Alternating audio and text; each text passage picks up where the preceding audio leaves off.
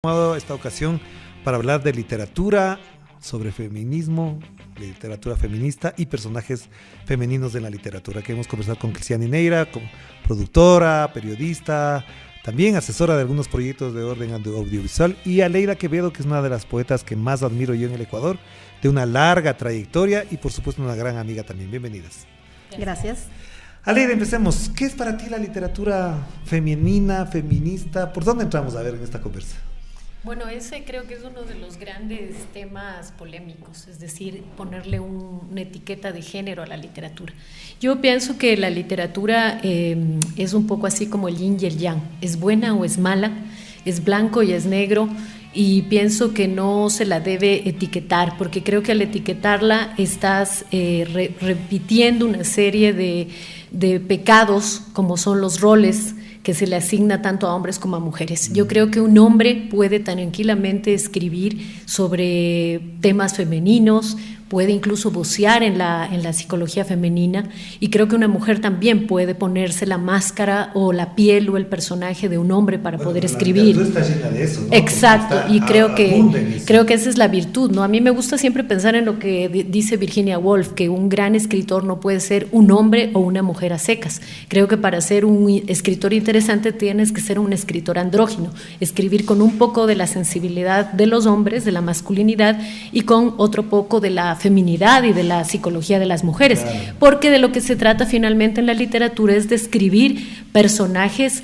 que se identifiquen con la condición humana, con el dolor y la amargura, con el amor y el miedo, que son universales tanto para hombres como mujeres, ¿no? Es decir, la muerte y el amor es así, claro, ¿no? Cristiani, ¿por dónde tú entrarías en el análisis de esto que acabamos de mencionar? A ver, a mí en cambio me parece importante decir que yo sé que suena a lugar común, pero si no se nombra, no existe.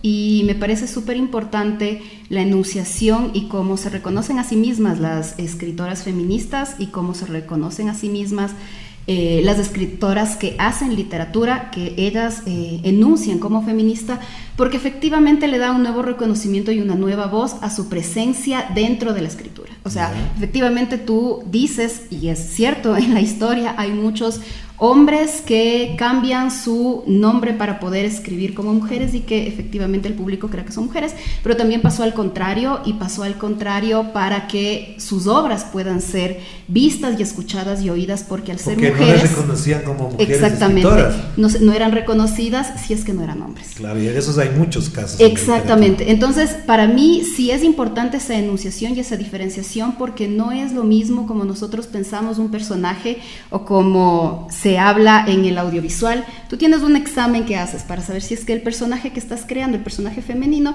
está creado desde la vista de un hombre o desde la vista de una mujer. Un personaje femenino construido en el audiovisual, por ejemplo, tiene que pasar este examen que dice: cuando dos mujeres están juntas, ¿están hablando de hombres? Cuando dos mujeres están juntas, ¿están hablando solamente de su relación con los hombres? Cuando dos mujeres están juntas, ¿se dedican a hablar de los clichés de las mujeres? Si es que es así, no pasa la prueba, porque efectivamente tú estás estereotipando y manejando el mismo discurso. Pero eso es desde un tiempo acá, porque antes no había eso. Exactamente. ¿Y por qué? Porque ahora tú enuncias la presencia del feminismo. ¿Qué piensas de eso, Leila, la enunciación en este caso? Bueno, yo creo que, sabes que lo que pasa es que estoy pensando en el escritor, ¿no? Ajá. Entonces, por ejemplo, aunque yo escribo poesía sobre todo, sí, y ensayo literario, en el ensayo literario he buceado mucho en muchísimas escritoras, ¿no? Por ejemplo, creo que la lírica ecuatoriana no sería nada sin mujeres como, por ejemplo, la cuencana Mary Corilé, de 1918, por decirte que para dejar, digamos, el pedigrí de su nombre cuencano tradicional, aristocrático de ser Ramona Cordero, y poder ser una mujer que renunció al matrimonio, que incluso lo dejó plantado al novio en el altar para dedicarse únicamente a su gran amor, que fue la escritura y la poesía. Creo que esa Mary Corilé, por ejemplo, siempre escribió de estos grandes temas universales que te hablaba al inicio. Pero con ese nombre se etiquetó también. Ella se etiquetó con ese nombre, pero digamos, ella siempre escribió, digamos, desde la maestría que te diría que te permite la literatura. Esa es la maravilla de la literatura, que tú puedes disfrazar la voz, el tono, el lenguaje, recurrir al universo de las palabras para hacer creer que determinado personaje es un varón, siendo tú una mujer cuando lo estás escribiendo, ¿no? Claro. Creo también que, por ejemplo, está Dolores Ventimiglia de Galindo, ¿no? Que es el caso clásico y que creo que es una poeta fundamental en la lírica. Que fue estigmatizada socialmente por ser una mujer de avanzada. Exactamente, igual que creo que Mary Corilé, ¿no? Que murió sin casarse. Mira tú la irreverencia de esa escritora, por decirte, que podría ser un hombre. Sí. ¿Por qué? Por sus opciones de vida. Ella decía de cambiarse el nombre, renunciar a todo el abolengo y la comodidad de la familia, no casarse, no tener hijos, y dedicarte solamente al estudio, al conocimiento y a escribir. Claro. Creo que es una mujer que hay que releerla definitivamente. Sí, es verdad. Entonces, creo que en realidad un escritor, pienso en ese escritor como un ser andrógino que puede también escribir del mundo femenino y del mundo masculino porque depende del lenguaje, de la maestría y de lo que utiliza en el lenguaje. Cristiani, ¿cómo lees vos a las mujeres que escriben? ¿Las lees sin diferenciación de si es un hombre el que escribiera sobre el mismo tema? ¿O crees que algún tema es mejor leerlo desde lo que escribe una mujer antes que un hombre? Interesante.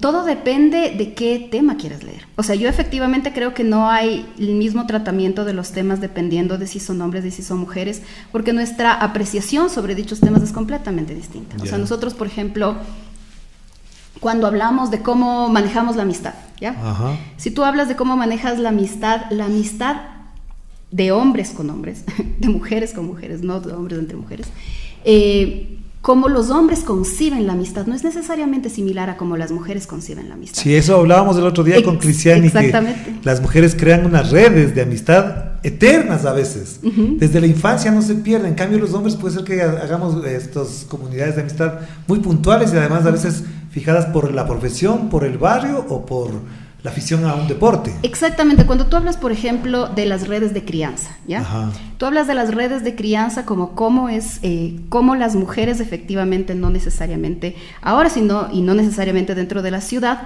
cómo las mujeres hacen para sostener la maternidad en situaciones en las que ellas están solas, pero están acompañadas de una comunidad. Esa generación de red es una generación absolutamente femenina y completamente necesaria para cómo nosotras nos desarrollamos, no solamente socialmente, sino emocionalmente, psicológicamente. Para nosotras son importantes esas redes. Y eso lo trataría mejor una mujer escritora que un hombre escritor. Y eso lo ves presente en la literatura de las mujeres más que en la de los hombres. Yeah. ¿Por qué? Porque tú le das un valor y un peso a eso, que ya te digo, no solamente se aplica para la construcción de la red de cuidados, para el tema de niños, sino para la red de cuidados en general. De vida. De vida. Y entonces ese tipo de temas tú lo ves presente en la literatura femenina sin necesariamente ser el protagonista de la historia, pero siempre está presente.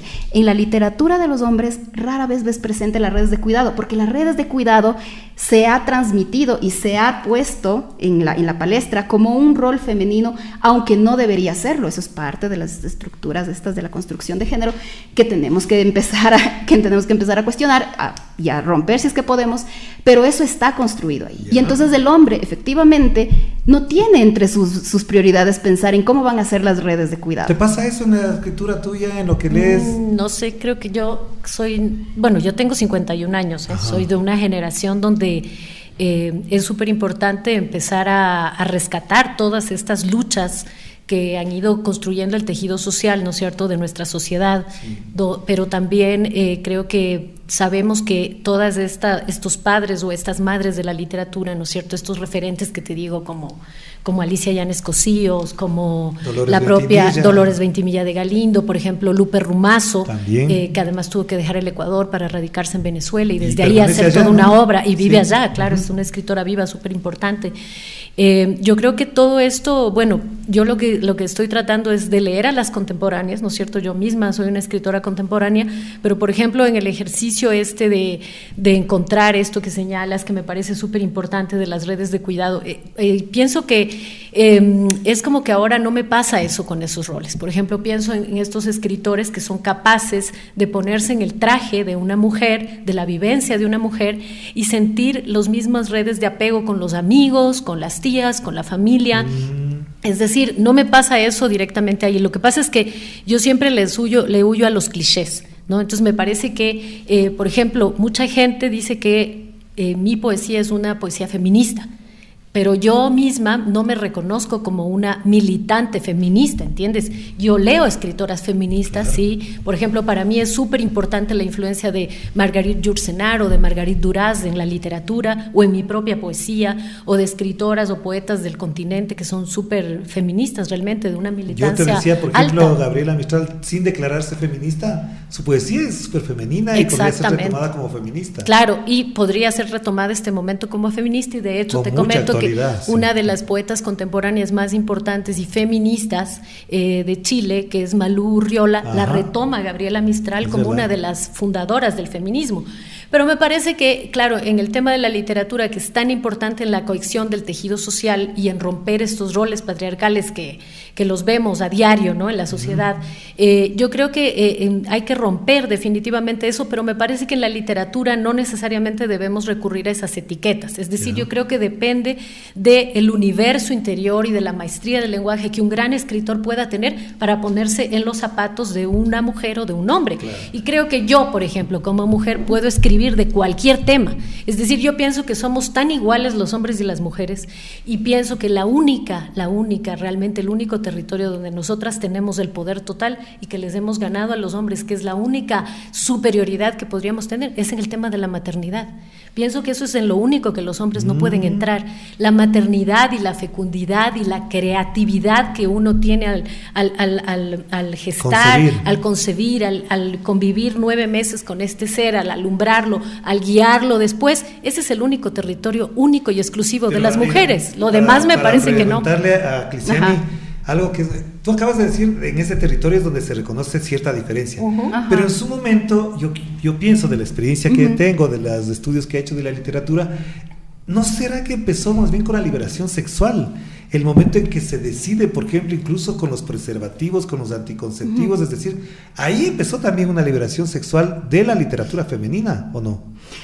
A ver, yo no diría que necesariamente es la libertad sexual la que libera un poco la literatura femenina. Yo creo que es la posibilidad de enunciarte a ti misma, la posibilidad de reclamar derecho y potestad sobre tu propio cuerpo. Sin pedir permiso a nadie. Sin pedir permiso a nadie, por decirlo así. Pero creo que solamente circunscribirlo a la libertad sexual es mirar una parte muy pequeña de lo que es denunciarte y decir yo soy dueña de mí misma. O sea, en cambio, desde otro punto de vista, como quien decide no tener hijos y no los tiene propios, que es tu caso, que es mi caso, en cambio, la maternidad entendida como esta red de cuidados que generas por otros, me parece un punto valioso para pensar en cómo nosotras nos relacionamos de una forma distinta a cómo se relacionan los hombres y cómo nosotras podemos,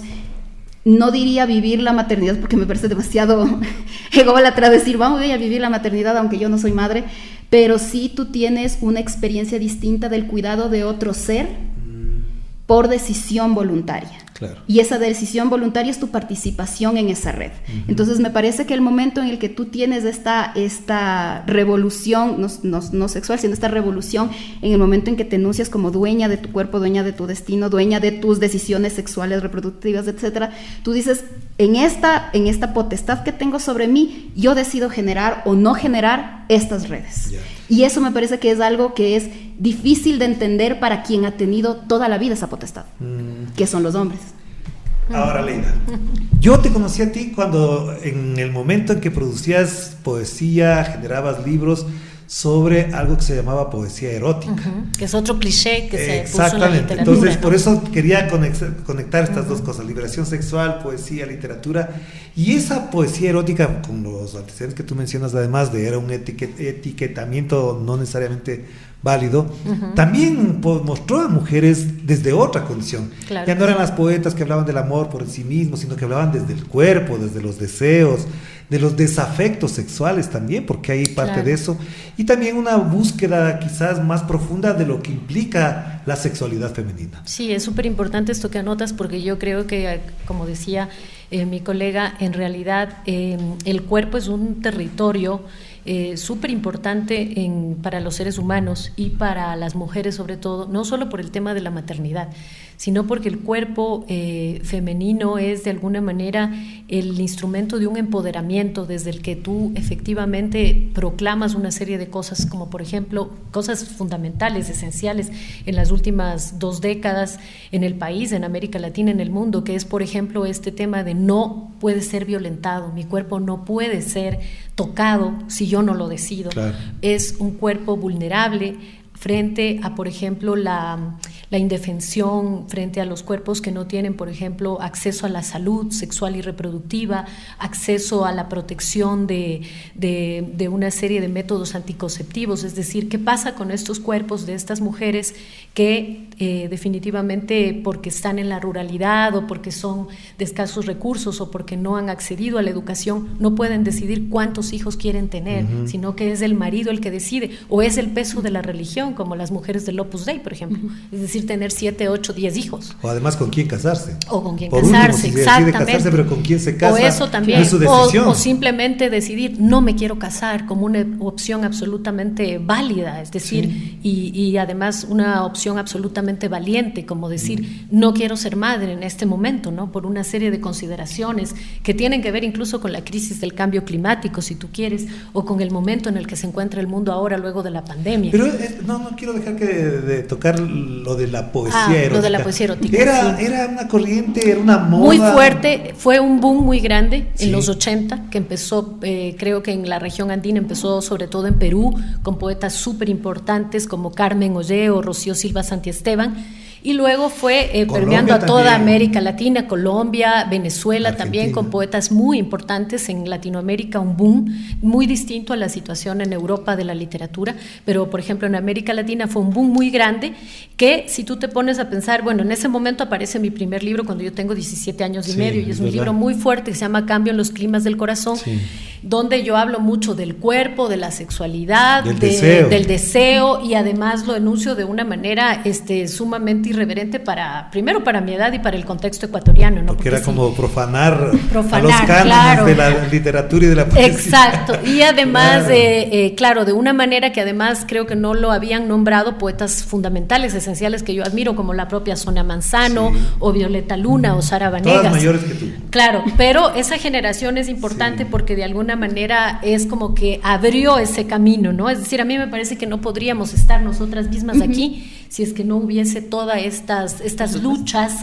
que no solamente están en la parte social, sino también en el arte, que es el que hace parte del tejido social, es decir, y el todas que mejor estas expresa lo que está pasando subterráneamente en la sociedad. Exactamente, no se quiere ver. porque es la literatura, la forma de pensamiento, ¿no? Es súper importante, por ejemplo, si tú lees ahorita la sociedad contemporánea ecuatoriana desde los cuentos, por ejemplo, de la Mónica Ojeda, o lees, por ejemplo, la poesía de la esmeraldeña muy joven, Juliana Ortiz Ruano, por ejemplo. Es decir, creo que tienes una lectura muy interesante de lo que es el país en este momento, con todos sus retos y sus luchas. Entonces, claro, cuando tú recuerdas eso, claro, irrumpo con el tema del erotismo, pero para mí el amor y la muerte siempre han sido mis grandes temas. Porque incluso la muerte ahora también es una forma de erotismo. Exactamente, sí, y también tiene que ver con las capas del deseo, ¿no? Y además cómo se ve el cuerpo enfermo, el cuerpo con cicatrices, el cuerpo vulnerado, violentado, o el cuerpo que ama, o el cuerpo viejo que incluso es capaz de seguir amando,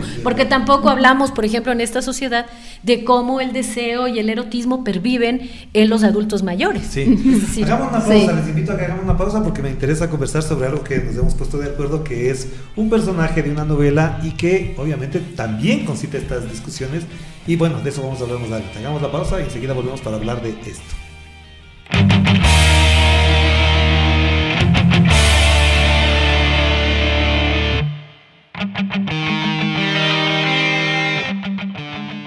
Estamos de vuelta aquí en otro relato. Seguimos conversando con Cliciani Neira y Aleida Quevedo. Y les invito a conversar sobre algo que de lo cual las dos son partícipes. Y sobre todo quiero agradecerles porque primero Cliciani leyó el libro, el primer borrador, el segundo borrador, el tercer borrador, y cuando creo que ya más o menos estaba, ella me dijo, ya, esto está publicable.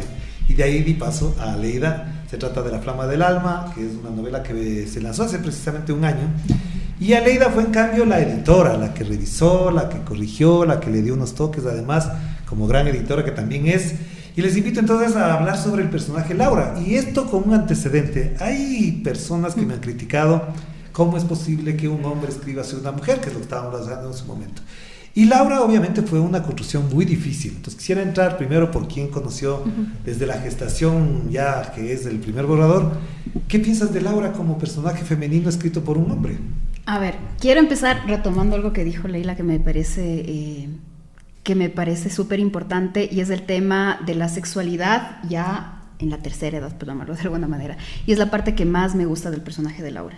O sea, estás hablando de una mujer ya en una edad madura, que habla de la pasión, que habla no del amor romántico, que habla de sus deseos, que habla desde el cuerpo, que habla desde cómo funciona cada impulso que la lleva a hacer lo que hace. Y que habla de esto sin romantizarlo, pero tampoco sin juzgarse. Y me parece interesante que esto, aunque va a sonar bastante mal, alguna vez es interesante pensar en cómo viven los hombres sin juzgarse permanentemente. Nosotras nos juzgamos todo el tiempo, por absolutamente todo. Los hombres no nos juzgamos, entonces. O sea, tienen unas razones para juzgarse distintas. O sea, por ejemplo, la fecha de caducidad, para llamarlo de alguna manera suena muy mal, pero no tengo otra palabra por el momento. La fecha de caducidad de las mujeres está alrededor de los 35 años, hasta los 45 años, hasta los 40 más o menos. Ya. Empieza la caducidad de las mujeres. Y automáticamente pierden la belleza, pierden lo inteligentes, pierden la astucia, pierden el brillo, pierden muchas cosas que socialmente es como se les ve. Por eso es que intentas desesperadamente retrasar la vejez. Por eso es que tienes no solamente cremas y tratamientos y etcétera, sino tienes ahora hasta referencias o modelos de personas que conductualmente se comportan de una manera que tú dices: qué extraño, este comportamiento es muy de joven, de una chica muy jovencita. ¿Por qué no una mujer tan grande que efectivamente ahora, sabiendo lo que sabe, haciendo lo que es, siendo quien es, su comportamiento, por qué intenta regresar a ese punto? E intenta un poco regresar porque esa emulación hace que el otro le vea todavía como una mujer joven. ¿Y Laura es así? Laura no tiene eso, porque es una mujer construida desde el punto de vista de un hombre. ¿Qué piensas de esa ley? A ver, tú que editaste el libro. Bueno, yo creo, sabes que a mí lo que más me atrajo del libro precisamente es este personaje tan, ¿qué te diría? Como enigmático de Laura, porque Laura es una mujer como extraña para la sociedad ecuatoriana, básicamente. O sea, Laura parecería que tuvo mucho mundo, que se comió el mundo y que viene con otros referentes de lo que podría pasar en una sociedad como la europea, por decirte. Entonces me parece que es una mujer que se va desdoblando, es una mujer que se conoce muy bien a sí misma, es una mujer que, más allá de que haya sido escrita por la pluma de un autor, pienso que el mérito de ella como personaje es justamente ser una mujer que te permite, que te abre la vida de ella y que tú puedes hacer un viaje, porque es una mujer que tiene muchas vidas. Es una mujer que ha vivido intensamente, pero que lo ha hecho desde un ejercicio muy libre, no solo de su cuerpo, de ejercer digamos, la sexualidad, sino de los principios sobre los que ella edifica su mundo, ¿no? Eso le permite conectar con la naturaleza, le permite conectar con esos hombres que la rodean de una manera tan intensa. Por eso tiene esa relación tan fuerte con el padre y el hijo, que los dos los enamora y los ama. Tiene esa relación con ella misma, con el entorno, y a mí lo que con su mamá. Con su madre, por ejemplo, esa bronca con la madre también yo creo que es una cosa muy interesante, porque claro, es cuestionarse todo, ¿no? Es decir, yo creo que todas las mujeres en algún momento nos bronqueamos con nuestra madre, precisamente porque está detrás todo ese bagaje patriarcal que lo vemos reproducido en la madre, y nosotros queremos ser contestatarias, queremos ser irreverentes y queremos trastocar eso, y eso es muy interesante. Entonces a mí lo que me parece con Laura es que ella de alguna manera es ese personaje que a partir de la memoria, del recuerdo, es como leerse nuevamente. Exacto, es como resetear toda su vida y sentirse totalmente autoafirmada en sus principios, no arrepentirse. A mí me encanta eso, o sea, las mujeres que no arrastran culpa culpas, ni por la religión, ni por lo que diga la sociedad. Me parecen que son personajes ya sumamente valiosos. Y eso es un mérito, no arrastrar culpas. Es una mujer libre. Es una mujer que, eso te digo, parecería que se comió el mundo y vino aquí a esta parte de la mitad del mundo, Ecuador, y entonces lo leyó de otra manera, ¿no? Entonces, ¿por qué yo me conecto como una mujer de 51 años? ¿Por qué me conecto con ella? Ajá. Por eso precisamente, y por lo que antes anotaba mi colega, que no, una cosa importantísima es esa, es decir, cómo no entrar en ese estigma que la sociedad te pone de hasta qué momento eres joven, es decir, hasta qué momento eres una mujer deseable. Yo creo que esa es una gran lucha, pero yo creo que eso depende también de cuánto tú estás empoderada de tu cuerpo, de tus principios, de tu relación con los demás, con el otro, y claro, por ejemplo, yo no me siento, por ejemplo, como una mujer de 51 años. ¿Sino de cuántos? No, me siento, por ejemplo, como una mujer de 80, porque creo que lo más valioso de llegar a esta madurez es la sabiduría que tú pudiste haber o no atrapado dentro de ti para enfrentar lo que venga. Sin que eso enfermedad, el estereotipo de vieja. Exacto. Claro. Para mí creo que lo único que me podría reducir a eso sería la enfermedad, por ejemplo, o la invalidez, claro. Eso sería, pero lo demás me parece que el tema de los deseos, el tema de la libertad de explorar, de la búsqueda, de encontrarte contigo mismo, con otras parejas, en fin, creo que todo eso no se ha agotado. Entonces, por ejemplo, uno de los temas de mi nuevo libro tiene que ver con eso, con el deseo en una pareja que se conoce muchos años, donde lo más importante es cómo el tiempo va modificándote, no solamente tu cuerpo, sino el tema de cómo lo percibes al otro. Sí. Para hacer una especie de defensa del libro, sí quiero decirles algo que me parece oportuno en esta conversación que tenemos con Aleida Quevedo y con Cristiani Neira. Aquí en realidad el propósito de fondo efectivamente era un ejercicio literario válido, necesario en mi trabajo literario, era crear ese personaje femenino. Pero, en defensa, digo, de esta novela, lo que he dicho a algunas personas que me han criticado eso es que se olvidaron que lo que mejor retratado son esos tres personajes masculinos que violentan de alguna manera a este personaje aparentemente principal que es Laura. Están los tres personajes, tú los conociste, Cristiani, cuando los leías.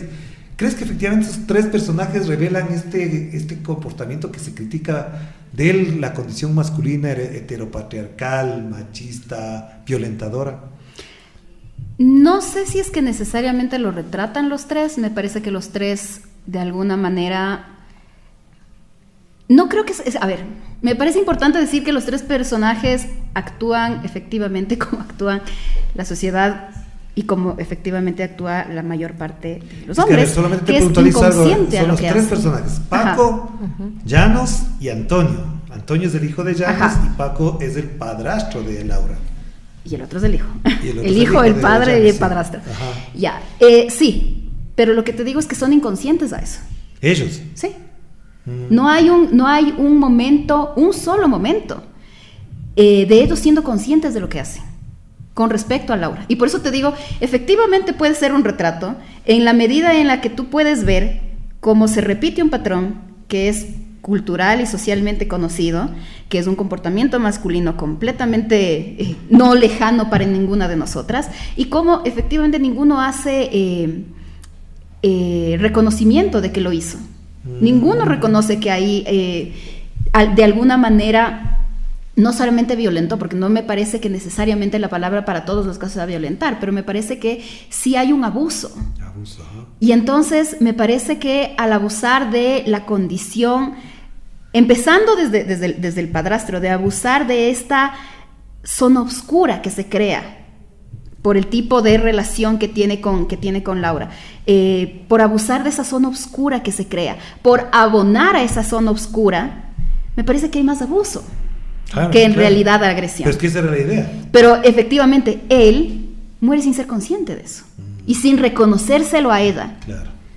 Y eso le pasa a todos los personajes. Y por ello se queda con la culpa de no haber resuelto ese tema. Exactamente. E incluido el más joven de los hombres ahí presentes, que también dice, sí, me da pena todo lo que sucedió, me da pena que efectivamente yo no pude comprender tu naturaleza y esta intención necesaria y permanentemente constante de amarrarte, pero es completamente post-mortem. Claro. No existe jamás el reconocimiento frente a ella de yo sé que soy capaz de hacerte daño. ¿Qué piensas de esto? Estos 3 personajes son efectivamente... Sabes que estos personajes sí son eso, y sabes que no creo que sean tan como brillantes dentro de la historia. O sea, a mí, por eso te digo, yo como editora y como lectora me quedé con ella. Es decir, y eso es lo meritorio, creo que lo más meritorio de la novela, es decir, cómo estos personajes son accesorios dentro de toda la reflexión que ella hace como una mujer completamente total, y cómo se reconoce ella.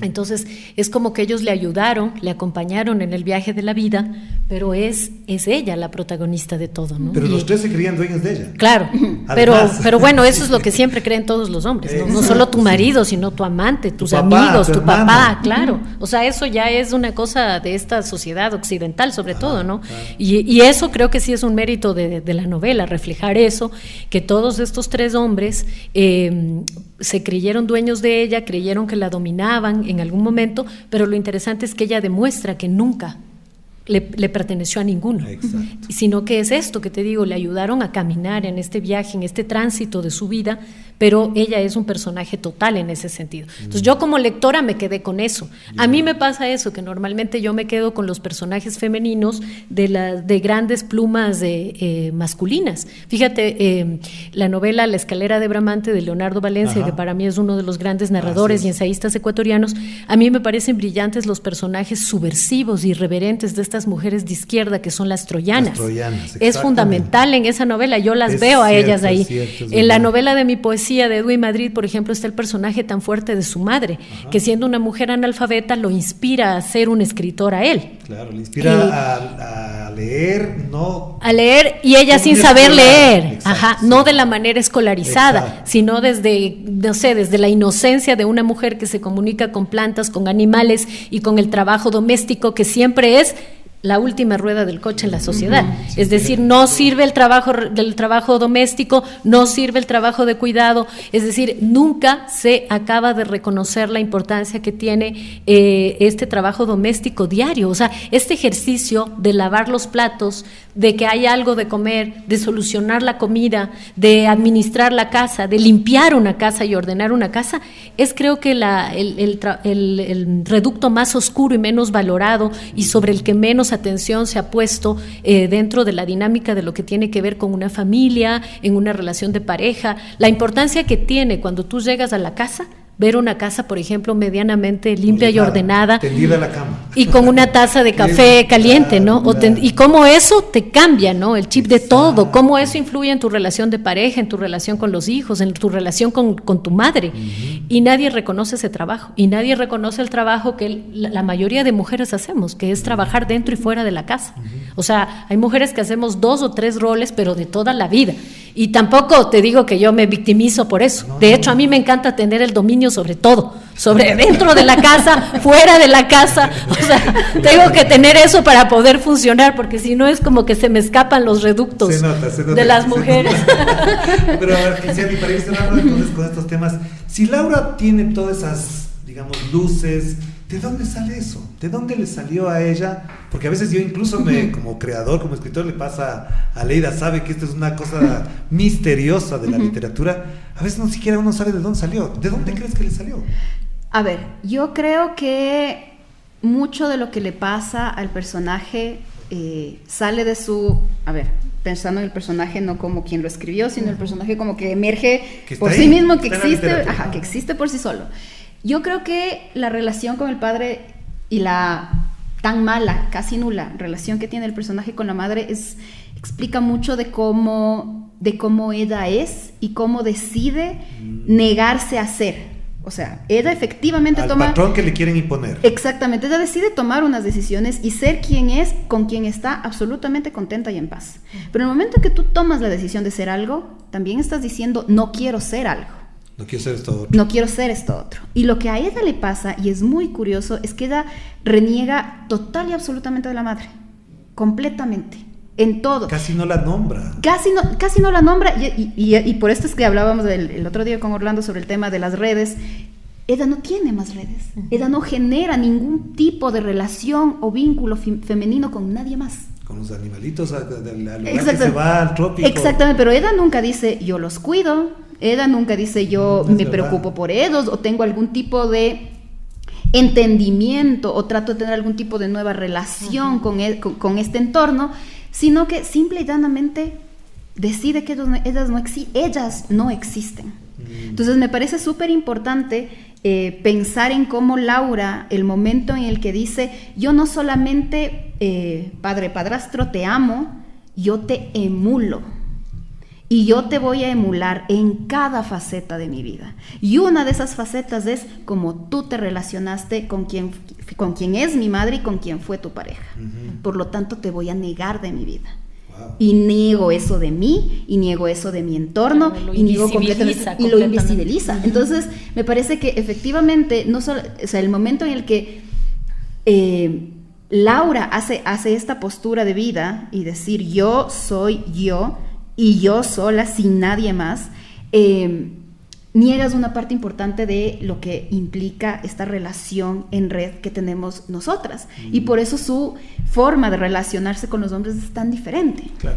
Pero Alida, una de las cosas que a mí me ha llamado la atención es de 2 o 3 comentarios que me han hecho de la novela es que, sin ser cierto, parecería que queda guardada en la memoria de uno ciertos diálogos, por ejemplo, de Emily Dickinson, de la misma Virginia Woolf, que yo guardé muy, muy profundamente cuando los leí y después de revisado con mucha, digamos, minuciosidad, hasta dónde esta Laura es también esos resortes que movieron a una Emily Dickinson, a una Virginia Woolf, o a poetas de las que hemos hablado, la misma... ¿cómo es? Gabriela Mistral, Alejandra Pizarnik. ¿Parecería que hay un ente común que se mueve en esos temas o no? Lo que pasa es que yo creo que un escritor es lo que lee, entonces pienso que el escritor de La Flama del Alma estuvo muy influido por estas lecturas, por estas no solo lecturas de novelas, sino sobre todo de poesía. Por eso es una novela altamente poética, altamente con un guiño filosófico, si tú quieres, del recorrido que hace esta mujer por la vida. Entonces creo que pueden aparecer todos estos ecos porque sin duda uno es lo que lee, ¿no? Y creo que si tú estás alimentándote de todos estos referentes de la literatura latinoamericana, pues sí, aparecen ahí. Me parece que además tiene mucho que ver también con ella como un personaje muy agudo en cuanto a la percepción del arte, en cuanto a la percepción de la pintura, a la contemplación de la naturaleza, sin necesidad de ser artista, porque yo creo que esa es la maravilla del mundo, de las sociedades, es decir, que no todo el mundo tiene que ser escritor o tiene que ser pintor o músico para apreciar las artes. Pero además vive en un entorno artístico porque su padre es escultor. Claro, Paco es está escultor. influida, y justo la maravilla es que ella no sea justamente una artista, pero sin embargo ha bebido de todas esas aguas de las artes y tal vez eso amplificó sus sentidos y su manera de ser distinta, diferente, ¿no? Creo que es una mujer súper contemporánea, creo que es como esta nueva generación de ecuatorianas que ahora están peleando por todas las luchas importantes sobre la mesa pública de la ley a favor del aborto, de los temas de las no violencias bajo ninguna circunstancia, de la reivindicación de derechos, de salarios y del trato de la relación, de la igualdad y del trato de la pareja y de la opción de no quiero tener hijos porque esa es mi opción de vida, porque estoy absolutamente consciente. Quiero tener hijos con quien decida yo tener exactamente, hijos, que no es siempre la opción mayoritaria. Entonces pienso que eso es lo interesante, que es un personaje con una agudeza contemporánea de las ideas que se están discutiendo y debatiendo ahora en la sociedad. Eso es lo que la hace justamente ser particular. ¿Ves? Por ejemplo, tú visualizas a los personajes masculinos, yo no los veo, para mí es una novela donde está ella, ella y el entorno de la naturaleza, ella y sus luchas, ella y sus agonías, ella y su condición humana peleándose por la bronca con su madre, por la bronca con ella misma, por la bronca con el final, tiempo. Además. Claro, esa, la por ejemplo, final. Eso, porque hace todo un rito. No voy exacto. a decir el final de la novela, pero es un rito para una decisión final. Que también es una decisión de absoluta valentía y seguridad. O sea, tienes que estar realmente reconciliado con un montón de cosas y también peleado, pero bien con otras, para tomar la decisión que ella toma con su vida, ¿no? Entonces, o con el fin, ¿no? Eso es fantástico. Entonces, ahí ya hemos tocado estos temas. Para ti en particular, ¿qué es ser mujer en estos tiempos? ¿Y qué es ser esa mujer a la que te has ido construyendo? ¿Cómo es esa mujer que te ha ido construyendo? A ver, ha sido y es una construcción constante, porque es empezar a ver en ti patrones que tú creías que no existían o patrones que tú creías que ya habías eliminado. O sea, tú dijiste, no, yo ya hice el trabajo, ya me deconstruí, esto yo ya lo procesé, esto ya está. Y resulta que no, porque hay cosas... El machismo y el patriarcado son estructurales. Y entonces hay cosas que están tan profundamente metidas dentro de la psiquis que es muy complicado verlas hasta que de pronto algún suceso, alguna cosa en la vida te obliga a verlas y de pronto dices, mira, esta parte de mí es una parte que todavía está en construcción o tengo que reconstruir. O de construcción. Exactamente, o tengo que deconstruir. Y entonces, para mí, ser mujer en esta época me parece que es una gran época en el sentido en que tienes la posibilidad de acceder a este tipo de reflexión y espacios donde puedes hacer esa reflexión. ¿Te cuesta mucho trabajo hacerlo? Sí, yo creo que cuesta mucho trabajo en lo personal y creo que efectivamente yo insisto en la necesidad de lo colectivo y yo creo que cuesta también mucho trabajo en lo colectivo porque todas estamos pasando por ese momento y llega un punto en el que dices, bueno, necesitamos agarrarnos todas de las manos y continuar porque este camino no se construye y no se camina solas. Entonces me parece que ser mujer en esta circunstancia te da muchas posibilidades en esta construcción de grupo, pero también te obliga a replantearte cosas del nuevo momento que quieres vivir y del nuevo momento que quieres construir. ¿Este nuevo momento para ti qué es? Si es que existe ese nuevo momento, ¿es incierto, está plagado de dudas o está planteado en un escenario más de certidumbres? Yo creo que es una atmósfera total de incertidumbre, ¿no? Creo que después de la pandemia vivimos en eso, ¿no? Como al filo de una navaja todo el tiempo. Y creo que es un ejercicio diario de, o sea, ser mujer, identificarte como una mujer, creo que es un ejercicio diario de deconstrucción y de construcción de ti misma todos los días, ¿no? Es decir, por ejemplo, todas las verdades que creías que las podías haber tenido con respecto a, no sé, al amor, la muerte, la vida, la maternidad, la vejez, en fin, la sociedad, el trabajo. Creo que todo el tiempo te tienes que estar repensando. Tienes que estar como haciendo ese ejercicio, además de ser autocrítico, ese ejercicio además de tratar de ser, de no juzgar, por ejemplo. Creo que esa es una cosa bien importante. Yo, por ejemplo, este ejercicio de deconstrucción y construcción, a mí me ha ayudado mucho, por ejemplo, mi hija, la relación con ella, que es una mujer de 33 años y es una mujer que además es como que ha tenido otras oportunidades distintas a mí, pero, por ejemplo, ella me ha obligado a releer incluso a muchos libros que yo creía que ya me dijeron todo, pero los he mirado desde los ojos de ella. Porque te leyó de otra... Me lo leyó de otra manera. Por ejemplo, la propia Alejandra Pizarnik, yo la he tenido que releer a partir de las luces que le dio a ella. ¿Qué, por ejemplo? ¿Qué cambió de tu mirada a la de ella en ese libro, en esa poesía? O sea, en la poesía de Alejandra Pizarnik, por ejemplo, el tema con la muerte y la opción frente al suicidio, frente a las relaciones de la pareja, ¿no? Además, por esa ambigüedad sexual de Alejandra Pizarnik. Sí. Y además, por ejemplo, una cosa bien importante que es el no juzgar los cuerpos de otras mujeres, el mirarte a ti de otra manera, es decir, cómo tú miras tu cuerpo. Esa es una cosa súper importante que mi hija me ha enseñado. Mira que las mujeres somos súper criticonas y súper juzgadoras de las otras mujeres. Ajá. Y ese ejercicio, eso es una cosa súper dura, dolorosa, que a muchas mujeres eso le hiere. Creo que a todas nos hieren, que nos digan, oye, estás demasiado flaca, estás demasiado gorda, te maquillas demasiado, no te vistas así, no te has peinado bien, no me gusta cómo te queda esa minifalda o lo que sea, o no sé, cualquier cosa con respecto a esto, que además la sociedad nos ha obligado a esa imagen, a lo que decías, es decir, tenemos que estar todo el tiempo bajo esos patrones de ser bellas, deseables, jóvenes, delgadas y además inteligentes y productivas, y además todas tenemos que tener trabajo y dinero. Entonces, solventes. Claro, imagínate lo que es todas esas exigencias para las mujeres contemporáneas. Entonces, a mí eso, por ejemplo, me parece que esa ha sido una de las relaciones más importantes con mi hija. Además, yo, mira, la decisión que yo siempre tomé yo fui madre muy joven, a los 18 años, y por eso mismo, para ejercer eso, la maternidad, desde esa búsqueda que yo no sabía cómo ser mamá, yo decidí tener una sola hija toda mi vida, y eso fue un gran debate con mi marido, es decir, ¿por qué no tener otro hijo más, o tener 2 o 3 o 4? Pero yo siempre peleé solamente por tener una hija.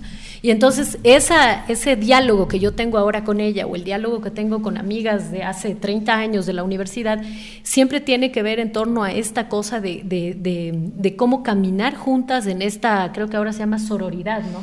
Yeah. Pero que a mí lo que, una parábola media de estas del empoderamiento y de todos estos inventos del nuevo feminismo, pero que en realidad es cómo estar juntas, ¿no? Es decir, cómo no romper el diálogo constante a pesar del paso del tiempo, a pesar de la enfermedad, del dolor, de todo lo que nos ha tocado vivir este último tiempo. Yo creo que ha sido un tiempo súper jodido para el país. Creo que este momento es un tiempo muy difícil, y creo que por eso hay que hacer este ejercicio de deconstrucción, y solamente decir que al menos a mí en este camino lo único que me acompaña siempre de manera así, como te digo, que siempre me contiene y me sostiene, creo que siempre son los libros, la lectura. Me parece que ese es un ejercicio silencioso y que se puede hacer además sin el poder del dinero, ¿entiendes? Porque basta cómo tú te relaciones con el libro en una biblioteca, con tus vecinos, con los amigos, a quién le pides un libro, o cómo te descargas un libro gratis en línea. Exacto, también, que tienes un montón de posibilidades, ¿no? Entonces, pienso que para mí esa es la mejor compañía. Claro que sí. Gracias Aleida, gracias Cristiani por esto, y también gracias a ustedes por acompañarnos, y en particular creo que en este Día de la Mujer, en el mes de la mujer en general, quienes son mis maestras son mis hijas, y coincido con Aleida en eso. Han sido mis grandes maestras que me han enseñado a deconstruir mi machismo, mi patriarcado y todo lo demás. Así que también este programa, esta novela y todo lo que pienso alrededor de estos temas, de estos días, es en homenaje a mis hijas también, mis grandes maestras. Cuídense mucho. Chao.